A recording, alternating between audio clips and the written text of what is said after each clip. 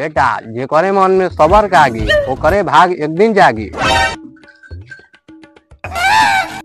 कारे सरवा हमहू भूखल हैं, हमहू दरिदर हैं, तू पहले ही हाथ लगाओ। तू दरिदर हो तो हम दरिदर ना आई ना हम खाई। सरा उएमा के डाल तला धोती में डाल हाथ। सबर नाम को तो कौन चीज नहीं है। मैं जुजी ना सबर करू बाप सरवा तू खाते ले हम ना खाई। अरे दादा हो दादा हो देखो, अरे देखो ये दादा है दोनों बाप बेटा अपने में झगड़ा करत कर लग मर कह के झगड़ा। उन्हें देखो पटीदार का बिया होता है 10 रुपया दहेज मिलता है। तो कोई ना उ सरवा पढ़ल लिखल बांसा ई सरवा दिन भर आवारा नियर घूमत रहेला। हां तो खबर मछरियो बेचत है ओकर बापा। तू का करत रे नतिया झगड़ा करो नतिया कर झगड़ा। हमारा ले आएंगे पटीदार के शादी सब कबो ना होके दे। अरे हमारी का सब दी बन में जाए ऐसा कौन सारवा के शादी ना होई। वाह ऐसे काहे कहत लगे शादी ना होई।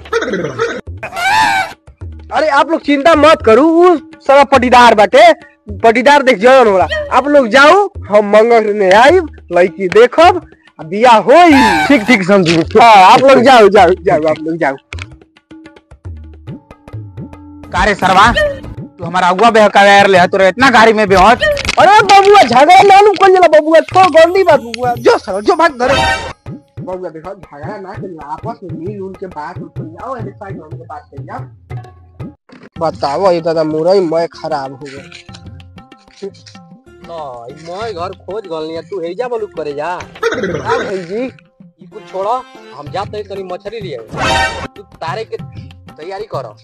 मछरी घरवा में एको थोक तेल बाटे कि लिया मछरी तेल नहीं खे ना नहीं खे कौनो बात ना पानी से छोड़ दियो।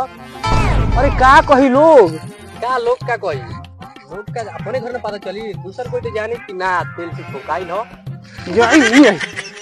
चाचा तू गलत करत लो उ हमारा ले आएंगे ओकर शादी करत लो उ हमारा ले छोट न ह।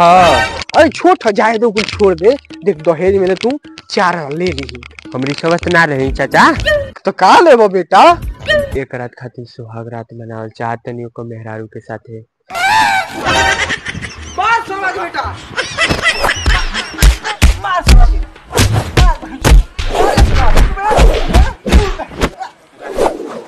देखिए हमारे बेटा में काम चल रहे हैं। हाँ चलो देखिए बेटा वहाँ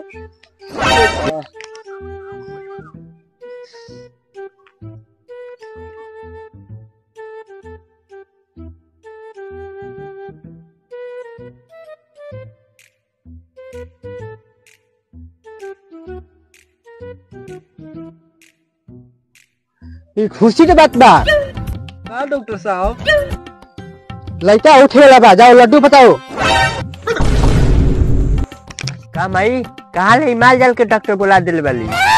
चुप साले दोनों दे ले बानी आदमी दे ले बानी दीदी। करे बबुआ मर रहा से कुछ और ही कोई ना हंसो। तोर कसम माई खाली मरले हवसन। ठीक बा बेटा अब हम तोर बदला लेवे डॉक्टर साहब रहुआ जाई हम अब बदला लेवा अपन लड़का को इज्जत तू रही है।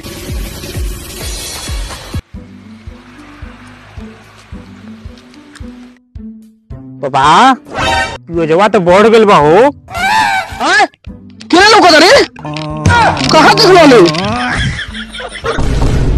बाग पापा हाई पियो जो कोनो बात करता नहीं तू हमेशा जूजिए में घुसा रहेला।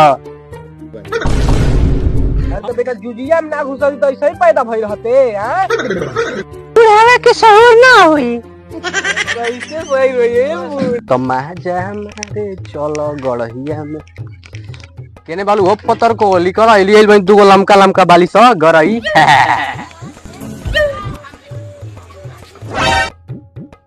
का रे सरवा काहे ऐसे सुतल बले बेमरा लेखा। पाहो गोई रही पटीदार छरवा भी लरे मरले बाईसन माँ की होखे वाला बा छठिहार। का तोर लेका होखे वाला बा भाग सरवा उठ। तोर माई रे कोई बिया लड़े लड़े तब देख हम कैसे करीला खड़े खड़े। तू सरवा इजे रह। अरे ये छीना रो ये मन रखलो तू जे पिया छिलो तलू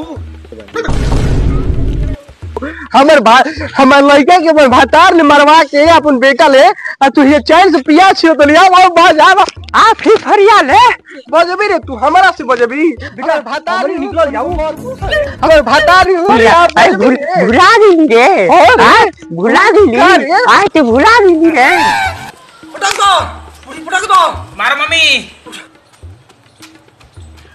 कारे सरवा तू दोनों में से हमर बेटा कौन मरले महतारी की ये खाट को हदनी हम मरले बानी रे सरवा तू मरले वाले हां